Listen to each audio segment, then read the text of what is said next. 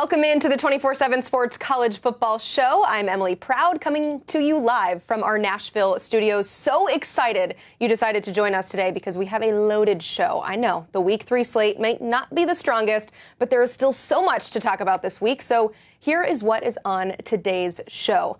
The microscope in Colorado continues to get bigger. Coach Prime and his son Shedeur Sanders are facing some heat. We'll head to the Rocky Mountains to get the real story on the Rockies' start. Plus, Brad Crawford shares an updated playoff bracket that does not include Notre Dame. So what's next for the Irish after another inexplicable loss under Marcus Freeman? But the Irish, not the only team feeling not great after Week 2. We get on-the-ground reporting on what's wrong in Michigan, Florida State, and NC State, and we bring in our football doctor to prescribe the solution. But let's start today's show in the Pac-12, where it was announced just yesterday the two-team conference would add 4 more teams. Colorado State, Fresno State, San Diego State, and Boise State will all become members of the Pac in 2026. We got to talk a little bit more about this. So let's bring on our national college football writer, John Talty, who has a great story up on CBSSports.com all about this. And in it, you call the Pac-12, quote, an agent of chaos. First off, love that wording, but how did they pull this off, John?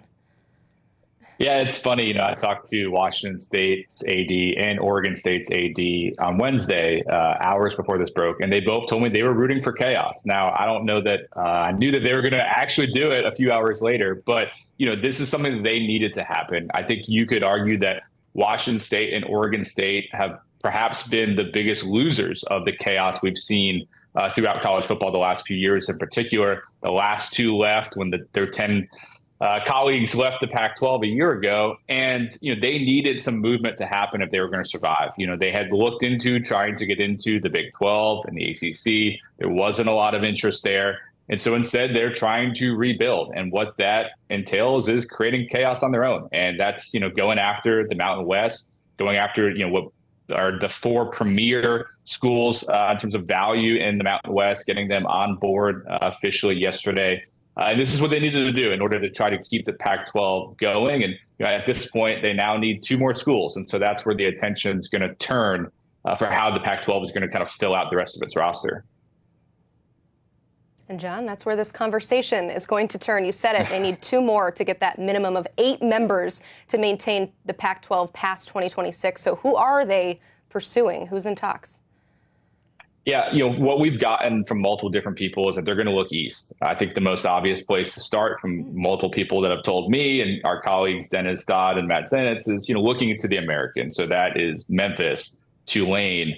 UTSA is one that I've gotten from multiple people that there's a real desire to get into the Texas markets. Perhaps you pair UTSA with maybe a North Texas, which is also in the American. So that seems to be where the pursuit is right now for Pac-12. But I think that's tricky, and I think it's a unique strategy the Pac-12 is using, in which they're kind of framing it as 2 bites at the apple. They grabbed 4, so now they're up to 6. They need at least 2 more, maybe 4 more.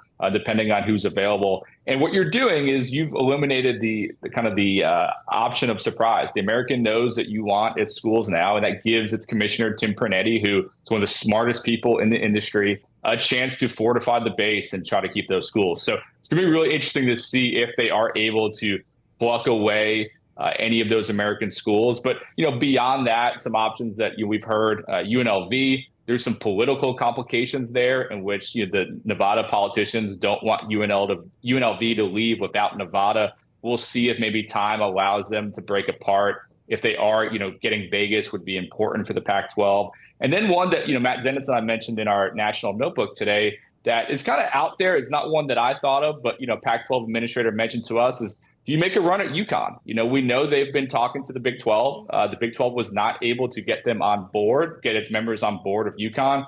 Doesn't make any sense geographically, but, we live in a world where very little does now in college football. So they're a big name, they're a property. Do you at least kick the tires?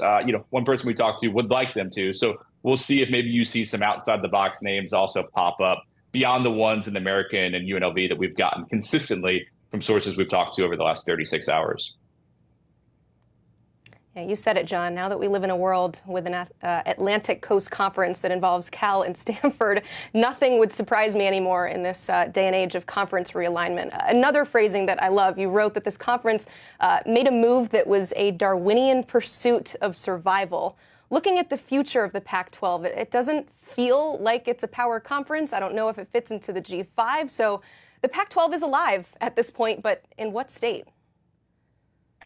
Yeah, I think that's an open question. I think it's going to be curious to see again who they round out the rest of the roster with, to kind of where we put them in the pecking order. As it stands right now, it feels below, I think what is now just a Power Four. But if you add a couple really good schools from the American, I think that you would maybe be a cut above what's currently a group of six or so. So I think they're trying to position themselves as the best of the rest. Now, they're, of course, going to make a strong argument that they belong in the Power Five, and that's, where they've been in the past. That's where they want to be in the future. I get all that. I think that sometimes we need to remember that these terms are really just ones that we in the media use. There is the autonomy thing, which has real impact, but Power Five, Group of Five, that's all just terms that we use. And really the best way to decide or to know where the Pac-12 fits moving forward is how much do they get for their TV rights deal? That's the kind of the next big question with this conference is, are they able to secure a deal that is better than these other Group of Five conferences? Right now at the top is the American, which is in that $8 to $10 million range per school. Some of them are getting less because they're new members, but can you get above that number? I think they're banking that they will, and that in itself will put them at a higher level in the pecking order. But that's kind of one of the big questions still to come for the Pac-12, and I think that will also directly impact their ability to, successfully convince other schools to want to join its conference. It took some getting used to, but we have come around to saying Power Four. I'm sure we can learn to say Group of Six, whatever we need. I'm just more concerned, like you said, with how that works with the money and all of it, and then also a seat at the college football playoff. But John, thank you so much for taking tabs on this story. The world of college football realignment just continues to turn. We appreciate you. Hey, speaking of the Pac-12, former member Colorado is coming off a tough loss with another rivalry on deck Saturday. The large group of people waiting for Coach Prime to fail, well, they did not have to wait long this season, but most of the talk right now is on his son, Shedeur Sanders, and his comments and actions following the loss. So, of course, we want to get the real story here. There's no one else we would call but this guy, an Adam Munsterteiger from Buff Stampede. And Adam, things are always going to get picked apart because of the attention on this program, but there were a few things drawing criticism. Shedeur Sanders, of course, leaving the game with 2 minutes on the clock, and then he was critical of teammates afterwards. So you know better than anyone. You're there. What's the story here? Yeah, I don't want to come off like a Shedeur Sanders apologist here, but starting with the fact that Shedeur Sanders went back to the locker room with 2 minutes left in the game, he took a pretty hard shot on the play in which a Nebraska defender was ejected for targeting, and he and Chidozie Nwankwo, one of their top defensive linemen, were both dealing with an injury. And as it's been explained to us since then, is that because of the tightness of Memorial Stadium sidelines, the only time for them to really leave the field to go back to the locker room to get checked out by the doctors was during the TV timeout. And so it happened to come with 2 minutes left, with Ryan Staub, the backup quarterback for Colorado, already set to go in the game. It was 28-10 at that point. It was already a wrap. And it was a situation where they simply wanted to get a jump start on getting a look at not only Shedeur Sanders, but Chidozie Nwankwo and their injuries, because when you're on the road, you're trying to get on that bus and get out of there pretty quickly. So that's what happened there. And so it turned into a controversy, even though I really don't think it should have been. I mean, you had a very rowdy Memorial Stadium crowd. And again, the only exit to go into the locker room was this very congested area where, if a fan wanted to reach out and touch you, they could. So they were trying to do what they thought was the smartest thing for Shedeur Sanders, and also get that jump start and looking at his medical situation, looking ahead to this week, because obviously he is the star on this team. And then I was in the room for his post-game press conference, and I remember his comments saying that, well, how many times did Dylan Raiola get hit in this game? That's really the only comment in that entire press conference where he said anything that would be construed as something against Colorado's offensive line. He actually didn't take the bait on some of those earlier questions. It's only about 5.5 minutes if you want to go back and watch the video of that. And, I'll be honest with you, it's pretty impressive that Shedeur Sanders hasn't said more than that to this point. In a little more than 10 games last year, he was sacked 52 times. On Saturday against Nebraska, he was sacked 5 times. You really look at him in basically at this point, he's played a little more than 12 games and he's been sacked 58 times as a Colorado Buffalo. And that doesn't count the number of other times that he's been hit.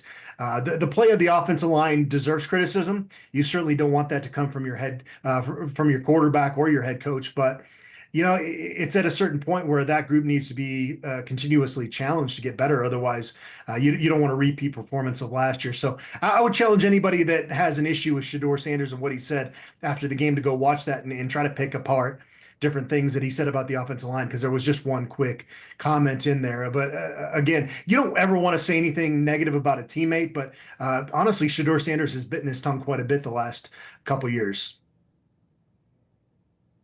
Adam, as far as the on-the-field side of things, I can continue to list off the controversy. I'm sure you're sick of covering it and talking about it. There is a big rivalry game this weekend with Colorado State. That game is on CBS. So what is fixable right now?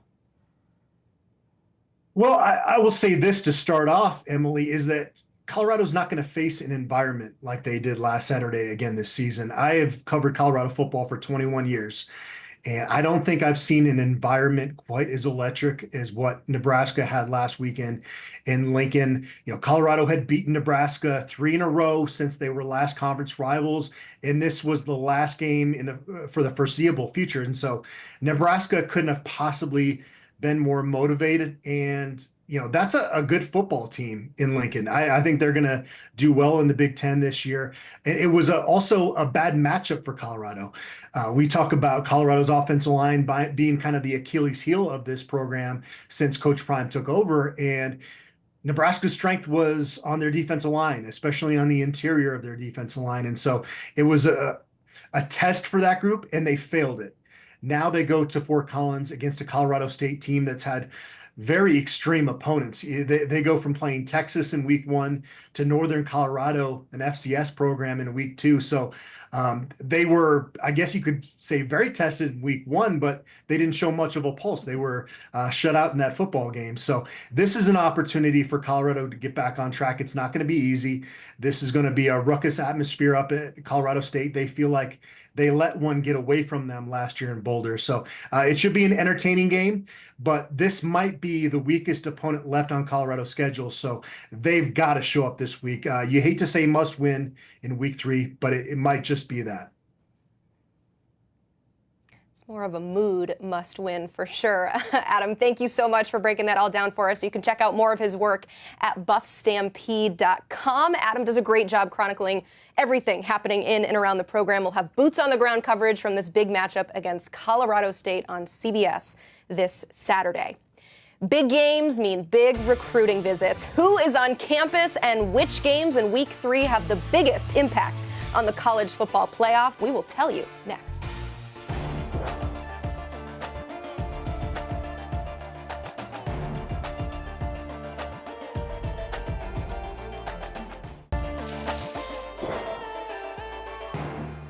Welcome back in. You're taking a look at Brad Crawford's updated playoff bracket, and we got a big change from last week. Georgia is now his top team over Ohio State. Also, Iowa State is his Big 12 champ instead of Utah. Tennessee is up 1 spot, plus USC and Texas State are in. Notre Dame and Liberty are out. I hope I got all of that. Brad Crawford here now to explain his bracket, and we're going to go through some of the games of consequence. And Brad, we might as well start at the game of consequence tonight. Arizona at Kansas State, a ranked matchup in the Big 12, but technically this is not a conference game. I want to be very specific about that. It's going to take a while for me to explain why, but ultimately, how could the winner of this game affect how you view the Big 12 conference race? Yeah, this game was scheduled before Arizona joined the Big 12. So like you said, since it's prior to, it's not technically a conference game, but it's still going to determine, in my opinion, the top dog in that league heading into league play a week from now. You've got Noah Fafita, and Avery Johnson, the quarterback at Arizona versus the signal caller for the Wildcats of Kansas State, and it's two very good quarterbacks. I mean, excellent matchup there at that position. Arizona's won 9 straight games dating back to last season, and I'm a bit surprised here that Zona on the road is a underdog based on that winning streak. K-State had a close win last week against Tulane. I think that'll come in handy later this season, but I'm looking forward to this game Friday night, Arizona K-State, a very good ball game to start week 3. I have a feeling every week when we do this, you're going to have a new Big 12 representative because that's just how fun the conference is this year. So we'll see what happens tonight. Meanwhile, the Tide, they're in as the 8th seed in your bracket, and things got kind of squirrely against USF at home. I did not just look at the box score. I did watch the game. It was kind of scary. So what do you want to see from Alabama on the road at Wisconsin Saturday? I want to see if this SEC perceived elite is actually elite, because the first 2 weeks of the season, week 1, WKU, 63-point win was nice, but last week, 5-point game with 5.5 minutes left. Can Bama go on the road, beat a decent Wisconsin team? Hasn't quite looked the part under Luke Fickell just yet, but this is a major opportunity for Wisconsin at Camp Randall Stadium. Jump around, playing throughout the game. This is a huge, huge chance for Wisconsin to get a momentum-building win, but I don't see it happening. Bama's a team that right now I have in the playoff, and it's a must-win for the Crimson Tide, too. You mentioned this SEC dominance. 6 of the top 7 teams in the AP poll belong to the SEC. Another one of that top 6, Mizzou, the number 6 team in the country. They're playing Boston College, a ranked matchup, but neither of these teams is in your playoff field right now. So what could you potentially learn from this game that might influence your bracket going forward? Yeah, I did not expect this game a couple weeks ago to be a top 25 matchup. I knew Missouri would be hanging around the top 10. Like you said, one of 6 SEC teams right now in the top 7, but BC is surprising unbeaten right now. One at Florida State. Thomas Castellanos, very good dual-threat quarterback, and Missouri has not been tested yet on defense. I think Boston College does do a pretty good job of that this weekend. Mizzou's going to probably win the game as a heavy favorite, but this is a matchup that underrated a little bit, low-key, one of the best games of week 3. All right, got a big one in the SEC. LSU at South Carolina. Again, in this situation, neither team in your field, so why do you pick this as a game of consequence as it pertains to the college football playoff? Yeah, it's a huge game for both coaching staffs. Brian Kelly, he's going to get some jeers going back to Baton Rouge if he goes to Columbia and loses this game. Then you have Shane Beamer. A win puts South Carolina at 3-0, top 25 for the first time since 2022 if the Gamecocks are able to upset LSU as a small home underdog. Dylan Stewart, true freshman 5-star edge for South Carolina, has already got 2.5 sacks, 4 forced fumbles. That's a great matchup against offensive tackle Will Campbell, a future first-rounder. So LSU, South Carolina right now is the game of the week in the SEC. Yeah, if you like strong defensive line play, this is the game for you. 10 sacks for South Carolina, and LSU has given up 0. So something's got to give on Saturday. Looking forward to that one. I mentioned that Notre Dame is out of your projected field after losing to Northern Illinois in a bye game. So how would you describe their playoff outlook? How does it look right now? Yeah, right now the Fighting Irish are on the bubble. So they're an NCAA tournament bubble team for me right now, because Notre Dame can still make the playoff if the Irish win out. That's 11 straight wins. That were 10 straight wins they have to get, and that comes against nationally ranked Louisville, comes against USC at the end of the season. So that's going to be some quality wins. Georgia Tech's thrown in there too.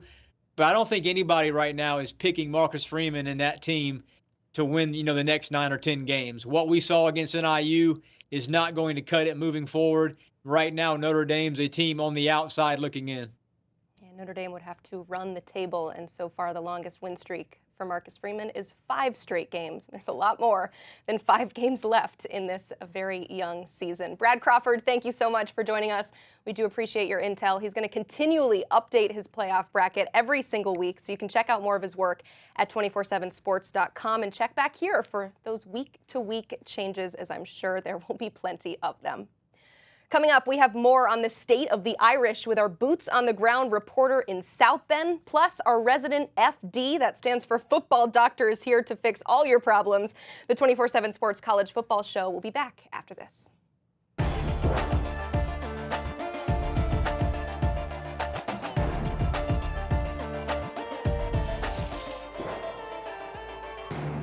It is Notre Dame at Purdue at 3:30 on CBS. So we've welcomed in our Tim Prister from Irish Illustrated to talk about the state of Notre Dame. And let's start at the quarterback position. What do you know about Riley Leonard's health status? Not just if he will go, but what he will look like if he plays.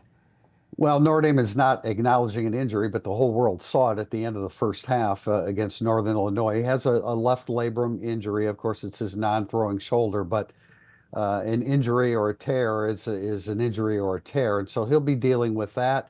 But quite frankly, he wasn't playing very good football prior to that. And he certainly did not play quality football after that. They shut down his portion of the running game in the second half, which is another indication that he was dealing with an injury. So, they've looked at him this week. Our sources tell us that Steve Angeli, the backup, was given opportunities to work with the first unit. Until we hear otherwise, the notion is that Riley Leonard will start this game and they'll go from there. But if he's compromised in the running game, that's a significant part of his game. He hasn't thrown the football very well, so the running part of it has been the best aspect of it. And so if that's curtailed like it was in the second half against Northern Illinois, that will change what he's capable of doing and perhaps turn their attention to Steve Angeli. All right, we'll see what happens on Saturday. But looking big picture, Notre Dame has been through this under Marcus Freeman, unfortunately. So what is the mood around the program after suffering another inexplicable loss? Well, anytime Notre Dame loses, it's the mood is awful. But I think the bigger issue is the confidence of this football team. Mike Denbrock, the offensive coordinator, said on Tuesday that he didn't think his offense went into the Northern Illinois game with a lot of confidence. So I think more than anything, this is a football team that left College Station feeling very good about themselves and feeling like giant killers and could take on anything that came their way. And then they were unprepared to play against Northern Illinois. So I can't imagine, as you get a feel for the pulse of the program here this week, I can't imagine that this team's going to go to West Lafayette brimming with confidence. There has to be doubt. If there was doubt with the offense going into Northern Illinois, there certainly is this week. And a little bit of doubt with the defense because they did give up 190 yards rushing, which is not Notre Dame's MO under Al Golden in recent years. And so there has to be concerns on both sides of the football. So what is the biggest key for the Irish against Purdue? You talked about how it's that doubt that they're feeling right now, but on the field, what do they need to fix if they want to get this win? Well, the defense should feel the best about itself because they know they're a quality defense with a great defensive coordinator. So first and foremost, I think they have to go in there and exert their will upon Purdue's offense, which they're perfectly capable of doing. On the offensive side of the ball, Purdue head coach Ryan Walters, he's going to want to be very aggressive up front. They're going to test that young offensive line, and so they have to hold up on the offensive line, get the ball out, if not the downfield passing game, which Riley Leonard has struggled with. Get the ball out to your wideouts, get back on the ground game with your two quality running backs, and make Purdue pay for. Purdue's going to want to run a lot of press man-to-man coverage on the back end. You have to make Purdue pay for that through the passing game, certainly, but also in the running game as well. They can do some things with bubble screens, throw the football to Jeremiah Love, who's excellent in the passing game as well as the running game. So there are alternatives there, and there are paths there to success, but it starts with their young offensive line holding up against what should be a fairly blitz-heavy Purdue approach against Notre Dame. Yeah, that Ryan Walters defense is going to make life difficult for whoever is under center for the Irish. Tim, thank you so much for breaking that all down for us. You can check out more of his work on Irish Illustrated for all things Notre Dame football. Tim and the crew, they have you covered on everything happening in and around the Fighting Irish program. Now, Notre Dame is not the only team in crisis after week 2, so let's hear from 247Sports team site reps from Michigan, Florida State, and NC State, kicking it off with Brennan Sonnone from Knowles 24/7. The big message this week for Florida State from Mike Norvell to his team has been cut it loose. Just go have fun. So much of the first 2 games of the season, we've seen just timid, tepid play from players that it wasn't stuff that was showing up a ton in preseason camp. It's been confusing again.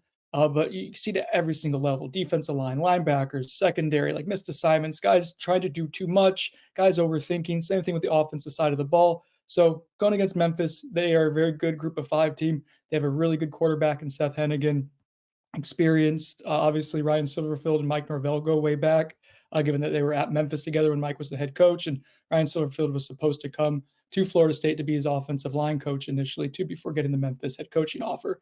But so what you're going to have to do against Memphis, if you're Florida State, is like just establish the run, be physical, think less. I know that all sounds super simple, easier said than done too, but like that's the goal, that's the task, that's what Florida State needs to do. And if you could do those things, not only will you find a way to win, but you might start finding some confidence that's much needed as well moving forward. Michigan is looking to rebound from a blowout loss to Texas last week, and head coach Sharon Moore said the collective mindset within this program is one of urgency, not panic.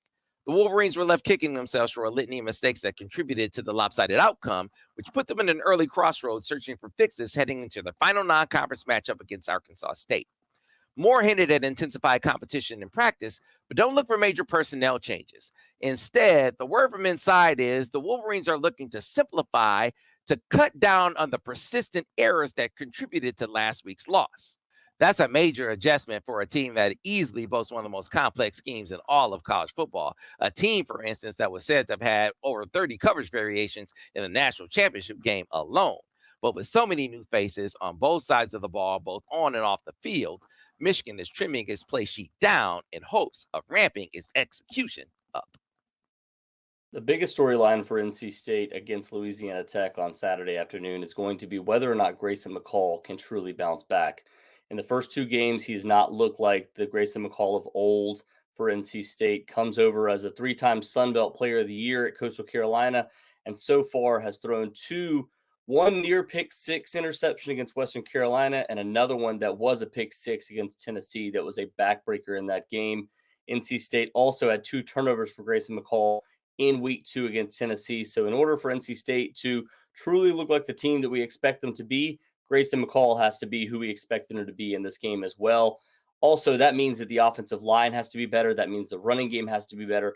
Everything has to come together for NC State in this game against a Louisiana Tech team that does not look like a high-quality opponent for NC State, but they have to do everything right before they go into the ACC opener next week against Clemson. Thank you all. Keep it locked into these great team sites all season long. Pack Pride has you covered on NC State. Knowles 24/7 is the latest on Florida State. And check out the Michigan Insider for all things, it's going to shock you, Michigan. Coming up, how do you fix the 1-1 Auburn Tigers? Our expert, he has the solution. And we head to the biggest games of the weekend to find out which high-profile recruits are on campus. That's all next.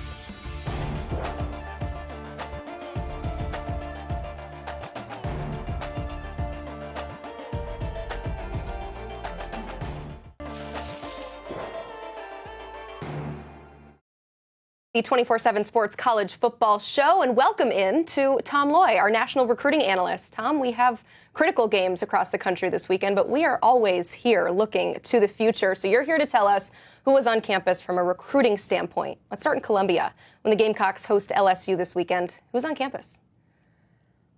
This is a big one, obviously a must-win in my opinion, with the amount of talent that's going to be on the sideline against LSU.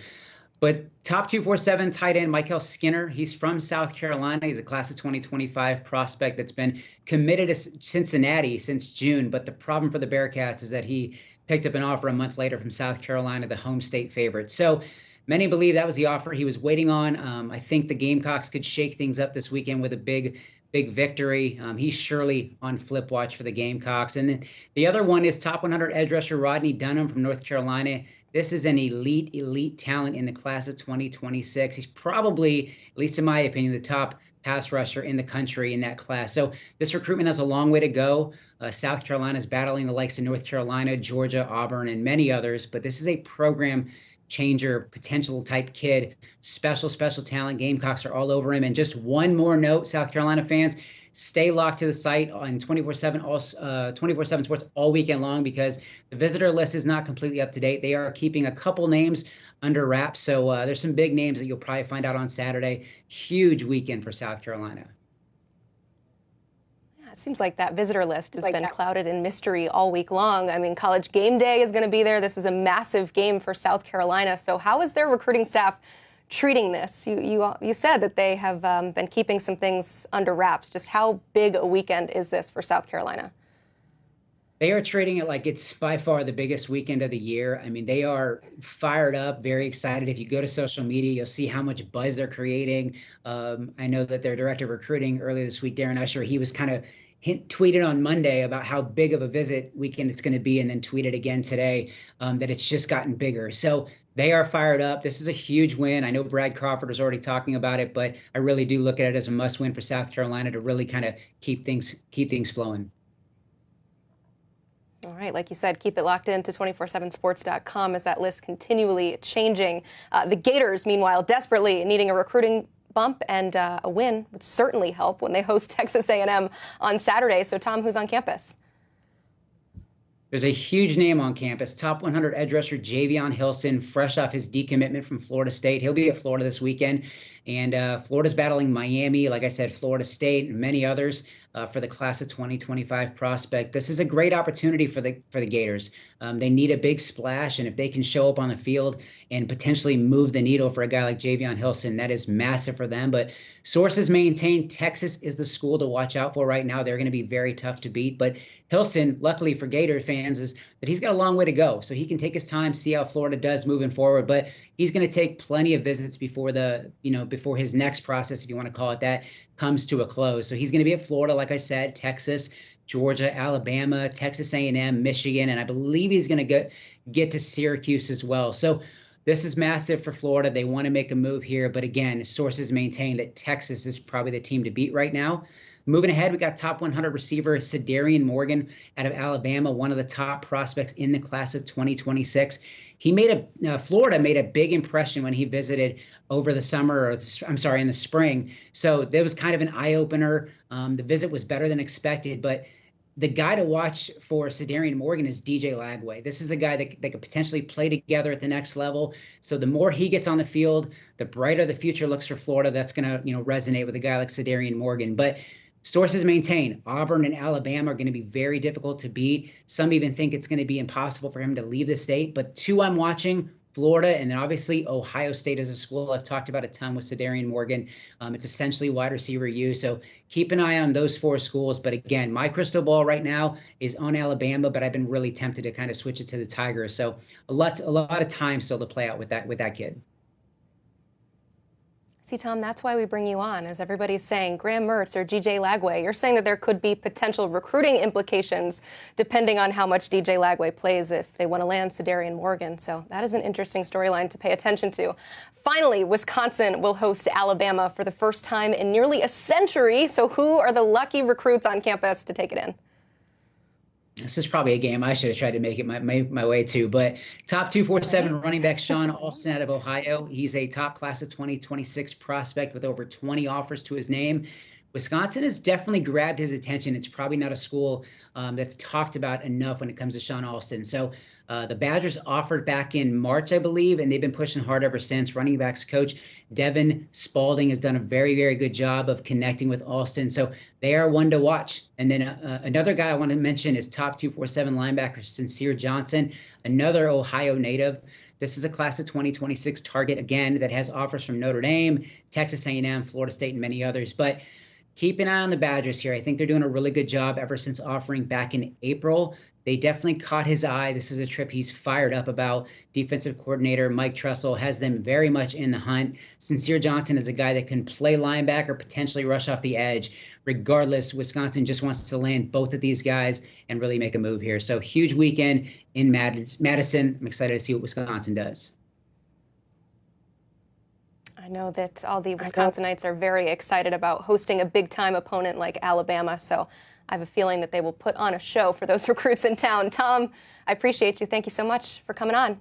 And coming up next, Thanks. Some teams are not feeling well to start the season, so we bring in our football doctor to diagnose the problem and prescribe a cure.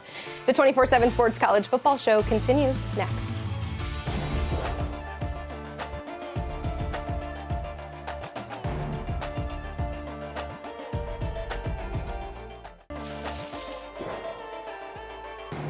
we hit week 3 of the season, a few teams are feeling under the weather. And thankfully, though, we have Smoke FD, our resident football doctor, to find a diagnosis and hopefully prescribe something for it. So let's bring him on. Smoke Dixon, a.k.a. Smoke FD, a.k.a. former Power Conference general manager and someone who has been in these situations before and has been tasked with fixing problems. Let's start here. Notre Dame's college football playoff chances, they're on life support, Doc. What's the diagnosis? Well, the diagnosis is that we've gone to 2 quarterback portals and we selected the wrong ones. Last year, we went with Sam Hartman. He failed at it. Now we have Riley Leonard in there that he's throwing as many touchdowns as we have, 0 for the season. And he's not playing up to par in terms of winning football for Notre Dame. When you have a guy like that and you get him out of the portal, what you want is when you go through a game against Northern Illinois, his job is to end up winning that game, win-like traits, win-like production, not win because of, win because he's the guy, not the guy that's there just to hang around and be an operator, not when you go in the portal. All right. Thankfully, I am looking at this schedule. That'll definitely help ease the recovery process. But what are you prescribing to Notre Dame?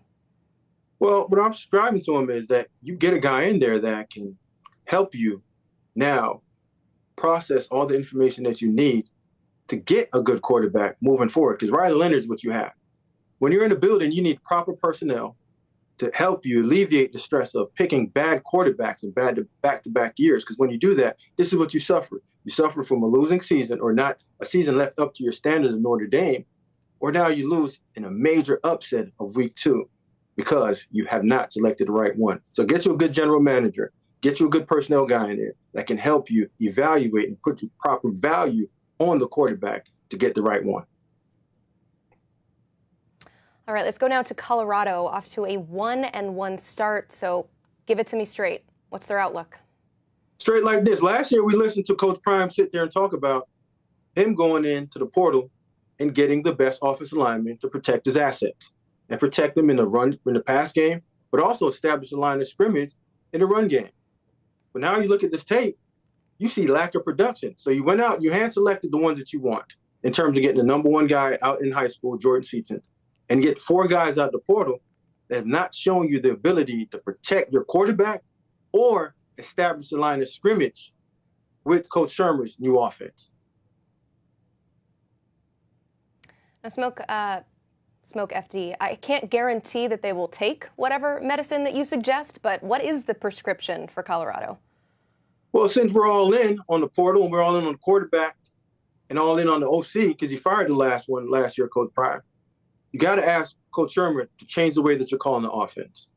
You can't protect, you can't establish the run that you want to, so you have to now abort everything that you tried in the preseason and in the spring to come up with a new philosophy of playing winning football.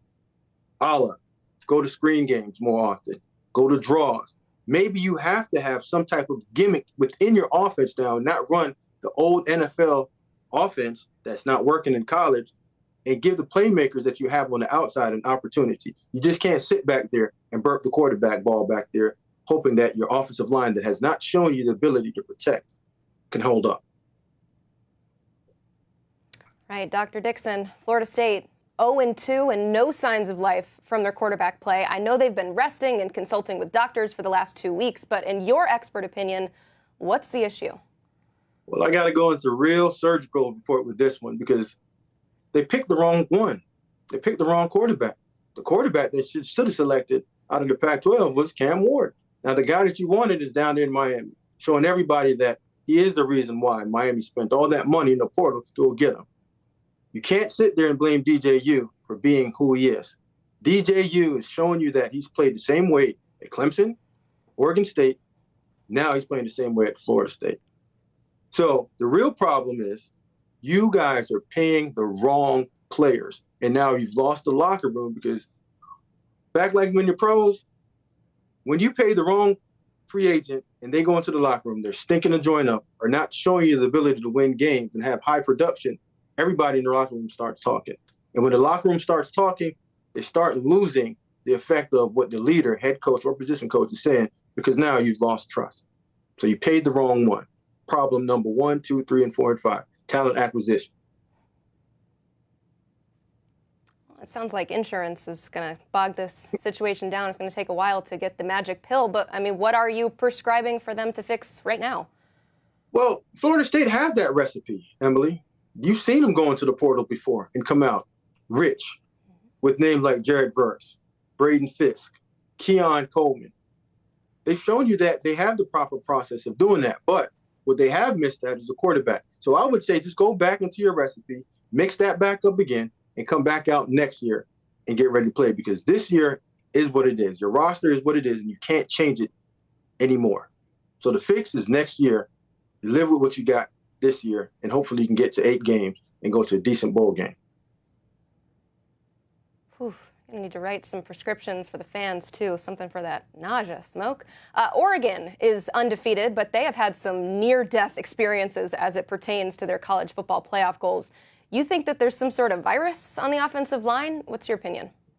Well, yeah, the virus is in the interior offensive line. You've rotated 4 guys in there, and you haven't found the right recipe. So when you go out and you lose your center and you lose your quarterback, which your starting NFL quarterback, you're not going to have that much success. But when you go out and you come back and you bring in 4 guys and you're trying to get them to play together and you don't give them time to have cohesion, have continuity, you're going to struggle.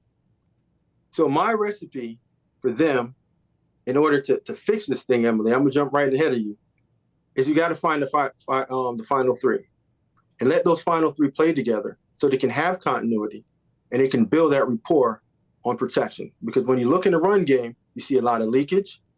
When you look in the pass protection game, pass protection has a lot to do with communication. And when you haven't communicated with each other over a long period of time, what happens now is you start allowing simple twist games from the tackles and the ends, simple blitz that you should be picking up to seep down the middle of your offense, which is the most important piece of your offense because the quarterback's standing behind you. And now you're playing off rhythm. A lot of throws that the quarterback can make is not making them because he's being moved off his platform. It's not always a pill to fix things. As you said, it could be some diet and exercise. So that is the recipe for success for Oregon. Let's finish with Auburn. Feeling a little queasy after that loss to Cal. So what's the diagnosis, Doc? The diagnosis is that it's simple. This is the second staff that you've had in 4 years. So if you keep trading out your staff, head coach to head coach to head coach, you're going to have these problems. Your offensive line is not good enough. Your receivers aren't good enough. Your tight end's not good enough. Because we all know once you lose a head coach, everybody comes into your backyard and they start portal shopping and ripping your team apart. So when you lose good players, you have to replace them with better players, and that just takes time. It takes time, but is there any magic pill that they can take right now to fix this season? Well, the magic pill is you can abort the starting quarterback and go to Hank Brown and just see what he has for the future. But the overall fix of it, I think they're ahead of it. They're doing well in recruiting. They're showing you that they can win the state of Alabama, and they have. They're busting up my Crimson Tide right now with in-state prospects, and they're winning that one. So with Coach Freeze, you just got to just give him time, be patient, and don't rush this again, because we saw what happened when you do rush things. You come up short, and you come up empty-handed, and you got to start all over again. It's one of those slow-release medications, but you say that they are on the right track. Smoke FD, some tough pills to swallow for teams out there, but we appreciate you diagnosing and prescribing the solution. Thank you so much for being here. Hey, head to the 247 Sports YouTube page for more from our network of insiders, analysts, and scouts. We have live shows, game breakdowns, and other unique content, and you should join the nearly 500,000 subscribers and check out the 247 Sports YouTube page. Thank you so much for watching, and enjoy those games.